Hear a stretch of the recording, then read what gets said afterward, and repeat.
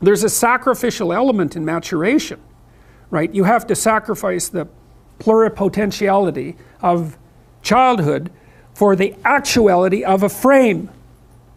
And the question is, well, why would you do that? Well, one reason is it happens to you whether you do it or not. You can either choose your damn limitation, or you can let it take you unaware when you're 30, or even worse when you're 40. And then that is not a happy day. And I see people like this, and I think it's more and more common in our culture because people can put off maturity without suffering an immediate penalty. But all that happens is the penalty accrues, and then when it finally hits, it just wallops you. Because when you're 25, you can be an idiot. It's no problem. Even when you're out in a job search, it's like, well, you don't have any experience and you're kind of clueless. It's, yeah, you're young, it's no problem. That's what young people are like, but they're full of potential. Okay, well, now you're the same person at 30. It's like people aren't so thrilled about you at that point. It's like, what the hell have you been doing for the last 10 years? Well, I'm just as clueless as I was when I was 22. It's, yeah, but you're not 22. You're an old infant, right? And that's an ugly thing, an old infant. So part of the reason you choose your damn sacrifice, because the sacrifice is inevitable, but at least you get to choose it. And then there's something that's even more complex than that in some sense, is that the problem with being a child is that all you are is potential, and it's really low resolution. You could be anything, but you're not anything. So then you go and you adopt an apprenticeship, roughly speaking, and then at least you become something. And when you're something, that makes the world open up to you again. Like if you're a really good plumber, then you end up being far more than a plumber, right? You end up being a good employer. Not that plumbers, I'm not putting plumbers down. It's like more power to plumbers. They've saved more lives than doctors. So, hygiene, right? So, if you're a really good plumber, well then you have some employees, you run a business, you train some other people, you enlarge their lives, you're kind of a pillar of the community, you have your family. Once you pass through that narrow training period, which narrows you and constricts you and develops you at the same time, then you can come out the other end with a bunch of new possibility at hand. And Jung talked about that. He thought that part of the proper path of development in the last half of life was to rediscover the child that you left behind as you were apprenticing. And so then you get to be something and regain that potential at the same time. Very, very smart. Well, he was very, very smart. So that's very wise thing to know. So, yep. Sacrifice. And we'll talk more about that too. You get to pick your damn sacrifice. That's all. You don't get to not make one. So you're sacrificial whether you want to be or not. That's a good thing to know as well. So even though it's rather, it's a rough thing to figure out.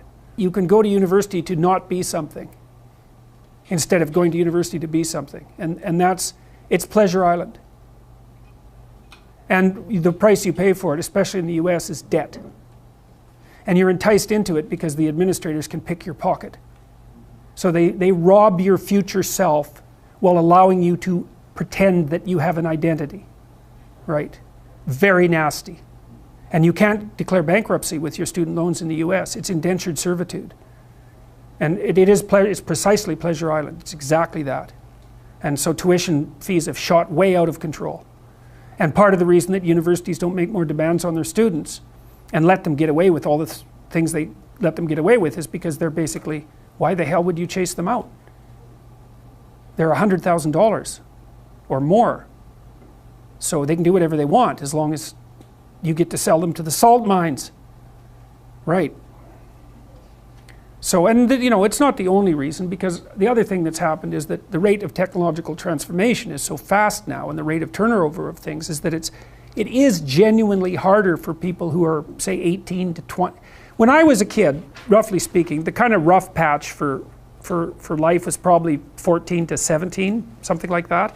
Now I think it's 18 to 25, something like that. And I think the reason for that is that all the jobs that the bloody hippies complained about being doomed to in the 1960s have now disappeared. Their problem was, oh my God, I'm going to have to work for a corporation and get a salary for the rest of my life. And then I'll just end up in it with a pension and that'll be my whole life. It's like, well, it seems like a lot better deal than an endless round of part-time Starbucks jobs. So, you know, some of it is that.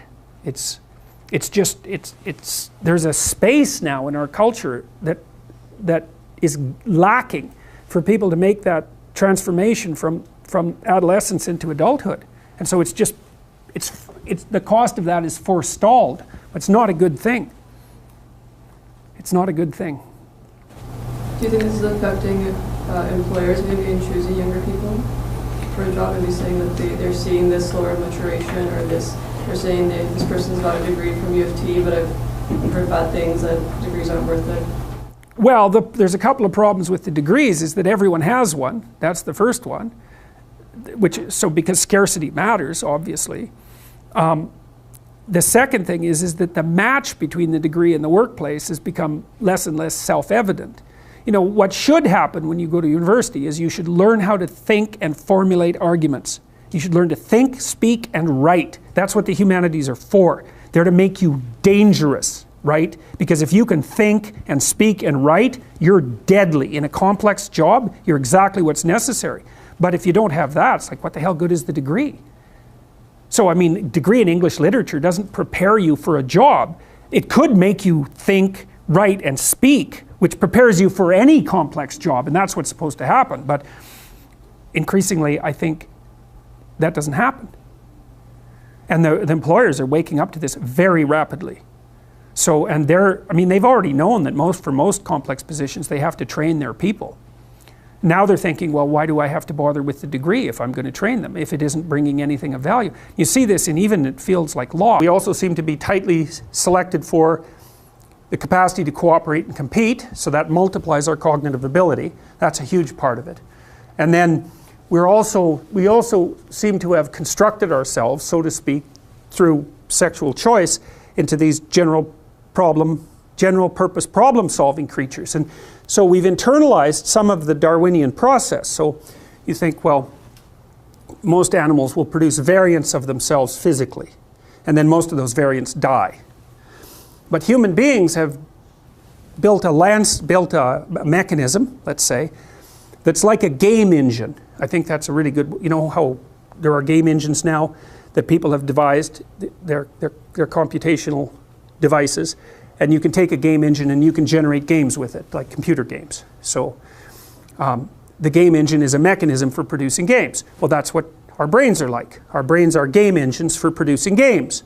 And so what happens is that when you think, you produce an avatar of yourself, you produce a fictional world that avatar inhabits, and maybe you produce multiple fictional worlds and multiple avatars. That's the you that could be tomorrow, which is what you're doing when you're planning. And you walk the avatar through its potential routes, and those that look good you keep, and those that don't look good you kill. And so then you can embody the ideas that you keep and act those out, and hopefully the idea is that when you embody them, you're successful and you don't get killed. And so we've also when we've been selecting each other for cognitive prowess, we've been selecting ourselves for the ability to generate avatars out of ourselves and kill them instead of dying. It's unbelievably brilliant. And that's really akin to the human discovery of the future, right? The future is a place where variants of you could exist. It's something like that. And other animals don't seem to be able to do that. So we're very sneaky, and well, so far it doesn't seem to be working too badly, although we haven't been around for very long, right? I mean, human beings of our particular subspecies, about 150,000 years, something like that, which is, from an evolutionary time frame, it's like, it's nothing, you know. It's 2,080-year-old men. It's not very long.